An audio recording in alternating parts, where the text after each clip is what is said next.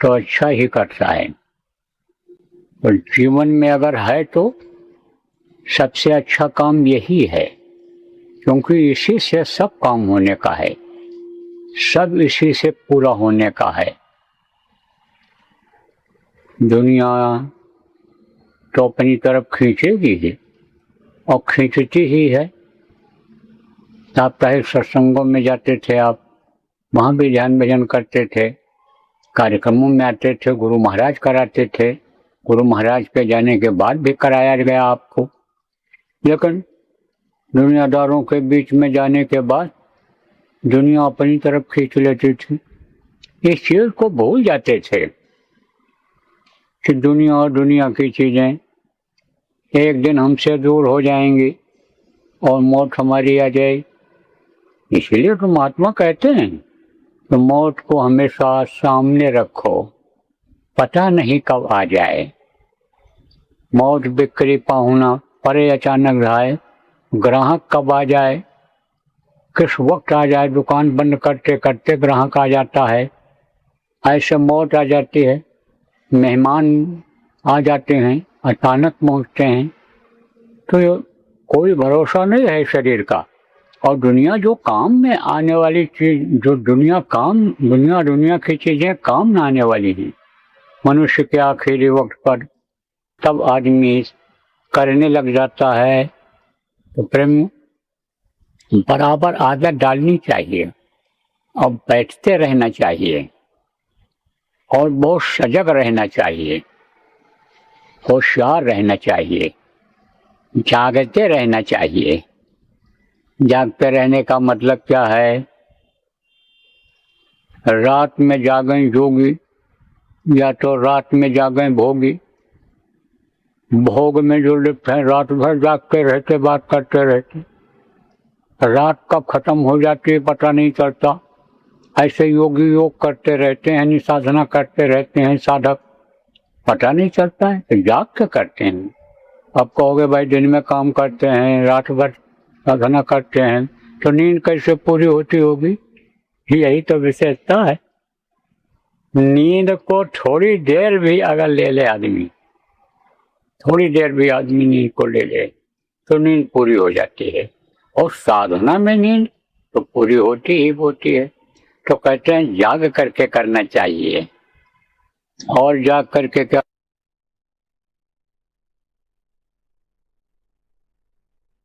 चाहिए? किसमें कि कहीं हम बहक तो नहीं रहे हैं,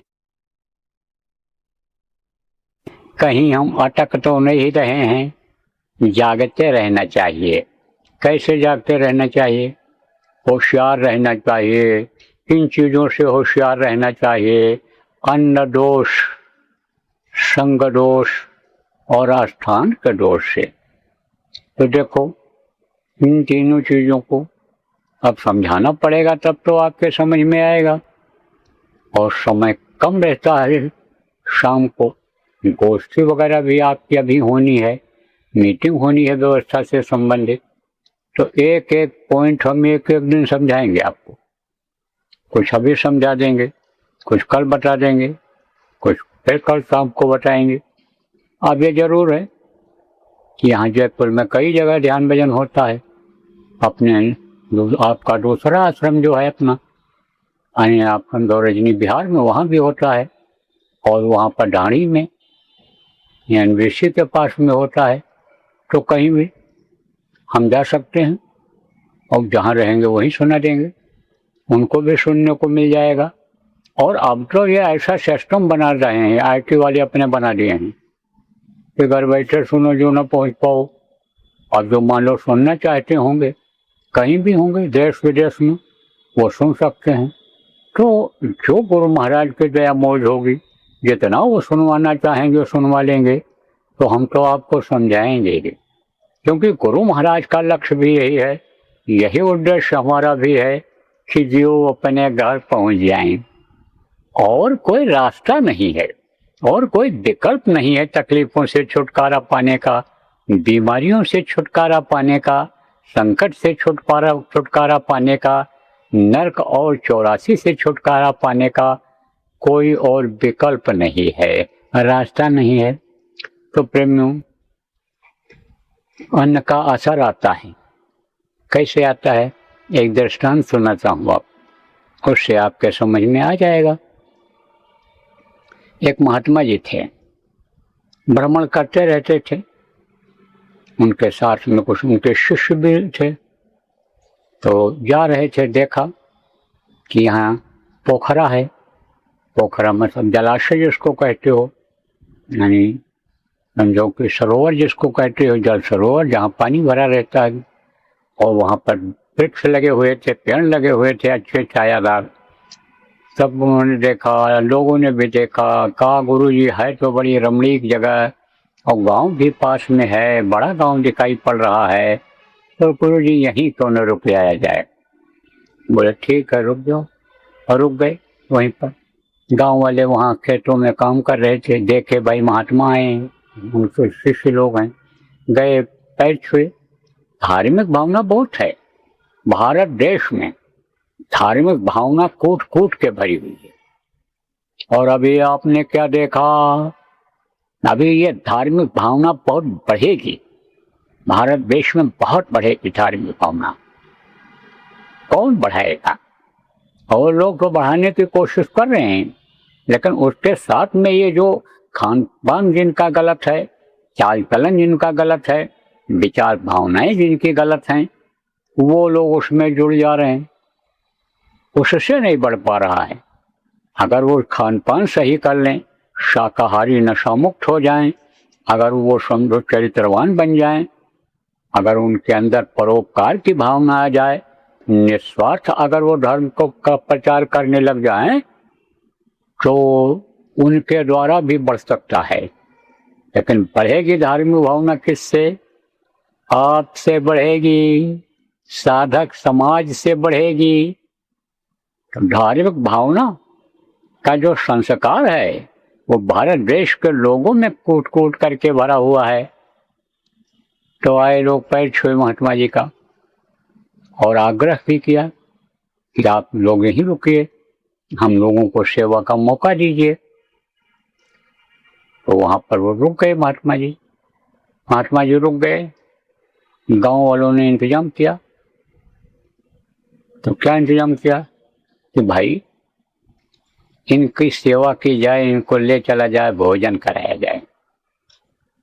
कहा गया ना कि साध सेव जागर नहीं, सतगुरु पूजा नाय, सो घर मरघट सारी खा, भूत बसैता माय। दरवाजे पर कोई आ गया भूखा ही रूखा हो और लौट गया। कुछ कंजूस होते हैं, महाकंजूस, मर जाते हैं तब सांप बनकर रखवाली करते हैं, मर जाते हैं तब भूत बन करके फिर खाते हैं उसको, लेकिन उस समय खर्च नहीं करते। तो कोई आ जाए और साधु अगर आ जाए, साधक आ जाए, साधु उनको कहते हैं, साधु वेश में रहते हैं, वो आ जाए तो उनकी सेवा तो करते ही करते हैं लोग। साध सेव जागर नहीं, सतगुरु पूजा नहीं। देखो बहुत बड़ी गलती करते अपने लोग, गुरु महाराज का फोटो नहीं लगाते, घर मकान बिल्डिंग बना लिया, किसकी दया से, गुरु की दया से। क्यों? क्योंकि गुरु महाराज के पास यही मांगने आए थे, धन हो जाए, धन हो जाए, हो गया। उनके पास कोई कमी थी, दे दिया उन्होंने, अब बिल्डिंग बन गई, कमरे सबके बन गए, बच्चों के, आने जाने वालों के, अतिथियों के लिए बन गया, मेहमानों के लिए बन गया, सब चीज हो गया। सब कहते अब हम बड़े आदमी हो गए, फोटो कैसे लगाएं, बाबा जी के साथ तो सब गरीब लोग हैं, छोटे लोग हैं, हमको भी छोटी में गिनती लोग कर लेंगे। तो पूजा करने को तो दूर रहा, फोटो नहीं लगाते हैं। सबकी बात नहीं कर रहा हूँ, बहुत से लोग तो एक कमरा रिजर्व कर देते हैं कि इसमें हम सब साधना ही करेंगे, परिवार वाले नियमित रूप से बिस्तर छोड़ करके जाएंगे और 1 घंटा वहाँ 2 घंटा जितना भी समय पाएंगे देंगे, रोज का नियम बना लेते हैं। और जो नियम बना लेते हैं उनका नियम चलता भी रहता है। और जो ऐसा नियम बना लेते हैं कि जब बिजनेस व्यापार के लिए जाने को हुआ, नौकरी में जाने को हुआ, तो बस खाली हाथ जोड़ दिए, नमस्कार नमस्कार गुरु जी, यही बोल के चले जाते। कुछ लोग तो वो भी कुछ दिन के बाद भूल जाते हैं। जब कर्म खराब हो जाते हैं, खान पान का असर, संग का असर आ जाता है, तो ले गए। करना चाहिए, पूजा भी करना चाहिए। कहा सो घर मरघट सारी खा। मरघट किसको कहते हैं? भूत घर, भूत खाने को भूत रहते हैं। मरघट कौन रहता है? अरे कोई देवता वास करते हैं? भूत रहते हैं। और भूत कैसे बन जाते हैं भी बता दें। मान लो किसी के अकाल मृत्यु हो गई, जीवात्मा के निकलने का समय नहीं था, और जीवात्मा निकल गई। अब शरीर काम नहीं कर रहा है तो जीवात्मा मरड़ा रही है। अब शरीर को लेकर चले गए, अब शरीर के साथ आत्मा उनकी चली गई। अब उसको जब जला दिया तो कहाँ जाए? तो अब जाए तो कहाँ जाए? तो वहीं रह जाती है। तो भूतों का वहाँ जखीरा हो जाता है, भूता खानी हो जाती है। और उधर जब कोई जाता है टट्टी पेशाब कर दिया तो उसे लग जाता। जहाँ भी ये भूत रहते हैं वहीं पर अगर कोई टट्टी पेशाब कर दिया, कहीं कोई कुछ सलूकी कर दी उस जगह की, तो उसी को लग जाती हैं। तो अब आप समझो कि वो भूत खाना हो जाता है। तो महात्मा जी को गांव वाले भोजन कराए। फिर लोगों ने कहा, गांव वालों ने सलाह किया कि भाई महात्मा जी को क्यों इतनी दूर इन लोगों को ले जाया जाए, यहीं क्यों न व्यवस्था बना दिया जाए भोजन की। अब गांव वाले सहयोग करने लगे और भंडारा चलने लग गया। उसी में एक सेठ था, व्यापार करता था किस चीज का, राशन पानी और इन सब चीजों का। लोग उसके यहाँ खरीदते थे सामान को। तो दुकानदार सेठ तो बाद में बना, दुकानदार था, वो दुकान करता था, तो राशन पानी उसके यहाँ से खरीद करके लोग देते थे। तो औरतें ज्यादा धार्मिक होती हैं क्योंकि घर में काम करती हैं, मेहनत करती हैं, समय बचता है तो भगवान को कोई न कोई तरीके से याद ही करती हैं। तो धार्मिक भावना थी उसके अंदर में, संस्कार उसके अच्छे घर के थे। वो इस चीज को समझते थे कि धर्म के धन न घटे जो सहाय रघुबीर, स्वामी पक्षी के पिए घटे न सरिता नीर। यानी जैसे सरिता माने नदी होता है, नदी में पानी कितने भी पक्षी पिए लेकिन नदी का पानी कम नहीं होता है। तो आप ये संडो ये जानते, धर्म के धन न घटे, धर्म करने से और बढ़ता है, खिलाने पिलाने से और बढ़ता है, यानी अच्छा काम में लगाने से और बढ़ता है। इसकी जानकारी उसको थी। तब उसने कहा भाई ये लोग देखो ले जाते हैं, देते हैं खरीद कर आपके यहाँ से, तो आप क्यों नहीं देते हो? आप भी कुछ दे दिया करो। तो देने लगा। और जब देने लगा तो बरकत होने लग गई।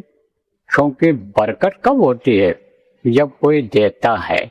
इसीलिए तो महात्माओं ने निकाल दिया, क्या नियम निकाल दिया कि गृहस्थ को अपने मेहनत की कमाई का 10वां अंश अच्छे काम में लगा देना चाहिए। तो देने लगा तो उससे बरकत बढ़ गई। गुरु महाराज को लोगों ने दिया, अब गुरु महाराज उसको 10 गुना वापस करके दे दिए आदमियों को। तो आप ये समझो प्रेमियों कि जैसे ये महात्माओं को लोग देते हैं तो महात्मा कहाँ लगाते हैं, कहाँ खर्चा करते हैं? जनहित के काम में ही खर्चा करते हैं और कर्मों का उसमें लेन देन अदा कराते हैं, कर्मों को उससे काटते हैं एक दूसरे के। तो यानी समझो देने लग गया, बरकत होने लग गई, काफी कमा लिया। कुछ दिन जब बीता तो वो वहीं पर कुछ चोर लोग रहते थे, तो चोरी करके आए थे, अनाज चुरा करके लाए थे। तो बंटवारा किया। तो बंटवारा करने के बाद कहे देखो भाई बंटवारा में ये इतना बच रहा है। जैसे मान लो 4 चोर थे, 5 कुंटल अनाज लाए, तो अब 1 कुंटल क्या करें, उसको कैसे बांटें? चोरी का माल है तोड़ के बांट नहीं सकते, और कम ज्यादा हो जाए तो झगड़ा करें अभी। तब बोले कि इसका भंडारा कर लिया जाए और ये जो हमसे पाप बन गया है क्षमा हो जाएगा। तो भंडारा किया। महात्मा जी के यहाँ भी निमंत्रण आया। तो चेला जो उसमें कच्चे थे, कच्चे किसको कहते हैं? मनमुखी, स्कूल होता है ना, स्कूल में सब एक जैसी पढ़ाई वाले नहीं होते हैं। कुछ उसमें समझो पहली में होते हैं, कुछ दूसरी में होते हैं, कुछ तीसरी में होते हैं। जो पढ़ना चाहते हैं पढ़ जाते हैं धीरे धीरे, जो नहीं पढ़ना चाहते हैं उनकी पढ़ाई छूट भी जाती है, छोड़ के भग भी जाते हैं। ऐसे ही उनमें भी थे। अब जब दावत का नाम सुना तो दावत में यानी निमंत्रण में लोग क्या खिलाते हैं? मीठा भोजन कुछ न कुछ खिलाते हैं, अच्छी चीज खिलाते हैं। अब उनके तो जीभ चुट चुट होने लग गई। गुरुजी कह रहे हम भी चले जाएं, हम भी चले जाएं। तो गुरुजी ने तो मना कर दिया, क्या भाई हम तो नहीं पहुंच सकते हैं। फिर उन लोगों ने कहा जो निमंत्रण देने आए थे, महाराज अपने शिष्यों को भेज दीजिए। गुरुजी चुप हो गए। तो जो साधक से समझ गए गुरुजी की मौज नहीं है भेजने की, तो आप ये समझो उन्होंने उनको साधकों ने समझा भी दिया कि भाई गुरु के मौज पर रहना चाहिए। गुरु की रजा संभालो यार, गुरु के मौज रहो सब धार, कहा गया ना। जो गुरु कहें करो तुम सोई, मन के कहे करो मत कोई। तो कहे कि भाई गुरु की रजा में रहना चाहिए। गुरु जी की मौज नहीं गए। उधर गांव के लोगों को भी बुलाया, तो गांव के सब लोगों को बुलाया, खास लोगों को बुलाया कि अगर कहीं हम पकड़े भी जाएं, कोई बात भी हो तो सब ये लोग यानी हमारी मदद कर देंगे, खिलाए पिलाए रहेंगे। तो उसी को यानी बुलाया सेठ को, यानी आपके समझो पठान, मोदी पठान उसका नाम था। मोदी पठान को बुलाया तो कहा कि आप आओ। बोला हम आएंगे। ठीक है। खाया। जो उस अन्न को खाया उसी समय से बुद्धि उसकी खराब होने लग गई। जैसे जैसे पेट में अन्न पचा वैसे वैसे बुद्धि खराब होने लगी। और घर तक पहुँचते पहुँचते उसने ये सोचा, कहा बहुत दिन हो गया दान देते हुए, अब दान दें न दें क्या है, कुछ नहीं। अब आप ये समझो उसी दिन शाम को सत्संग गुरु जी ने घोषणा कर दिया। क्या घोषणा कर दिया? कि भंडारा करना है। गुरु जी ने सोचा कि ये जो हलवा पूड़ी के लिए, कचौड़ी के लिए ये जो तरस रहे हैं बेचारे, इनको भी मिल जाएगा अपने आश्रम के, इनको और लोगों को खिला देंगे, अच्छा रहेगा।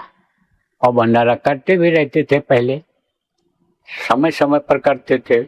और उस समय पर उस दिन अचानक घोषणा कर दिए भंडारा होगा, 2000 आदमियों को खिलाना है।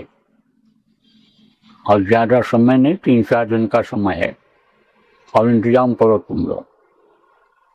सब लोगों ने, शिष्यों ने सोचा कि कैसे इंतजाम करें, क्या करें, कहाँ से आएगा, 2000 रुपया कम होता है। सस्ता जमाना था उस समय पर, बहुत सस्ता जमाना था, रुपए की बहुत कीमत थी, अन्न तो भी सस्ता मानते थे लोग। तब बोले 2000 रुपया कहाँ से आएगा, अब मोदी ही कराएगा भंडारा और कौन कराएगा, उसी के कराने से होगा। तो मोदी के यहाँ एक शिष्य आता जाता था, उससे प्रेम था। तब जब वो गया उसके यहाँ तब बैठा, ज्यादा तवज्जो उसने नहीं दिया, लेकिन अब चूंकि आ गया था और प्रेम था तो बातचीत होने लगी। कहा तू आया नहीं? बोला हाँ आज नहीं आए, दावत खाने चले गए थे, निमंत्रण खाने चले गए। तो बोले कि हाँ तो गुरु जी ने घोषणा कर दिया। क्या घोषणा कर दिया? कहा कि भंडारा होगा, 2000 आदमियों को खिलाना है, 3-4 दिन का टाइम है, इंतजाम करो तुम लोग। तो शिष्य सोच रहा था मोदी कहेगा कोई बात नहीं, हो जाएगा, लेकिन मोदी कुछ बोला नहीं। मन ही मन सोचा अब की बार मैं कुछ नहीं दूंगा, सदाम भी नहीं दूंगा, एक पैसा एक दाना नहीं दूंगा।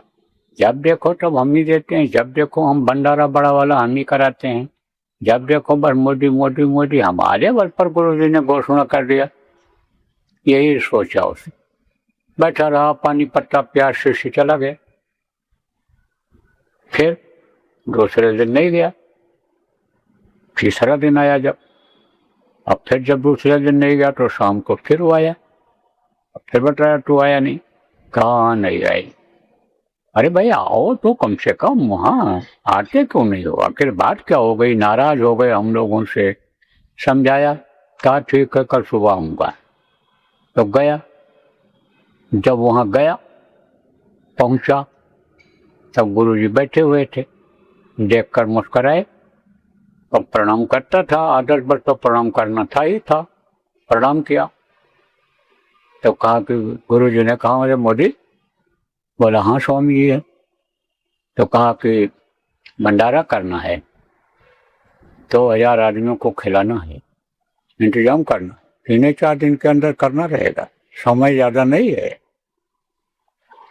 नहीं बोला कुछ, सोचो मन में, कहा अब की बार नहीं, कुछ नहीं, असर तो है ही है अभी अन्न का, कहा अभी कुछ नहीं, नहीं बोले अरे मोदी तू चला जा, वो हमारा मोती वो भगत है उसके पास चला जा। अच्छा गुरुजी। कहा गुरुजी क्या काम है, किस लिए जाऊं। कहा तू चला जा, उससे कह दे 2000 रुपया दे दे, भंडारा है, गुरुजी ने कहा 2000 आदमियों को खिलाना है। तब जो है बोला, सोचा उसने कि मोती दिन में कमाता रात को खाता है, 2000 रुपया कहाँ से देगा, उसके पास भेज रहे हैं, जाना बेकार हो जाएगा, दौड़ना बेकार हो जाएगा। खड़ा राम वो देखता रहा, बोले रे मोती चला जा बच्चा, चला जा, जाओ उससे कह दे वो दे देगा, जाओ उसके पास। फिर खड़ा मुंह देखता रहा, अरे कहा तू जाना चाहेगा कि दूसरे को भेजें। बोला नहीं नहीं गुरुजी जा रहे हैं।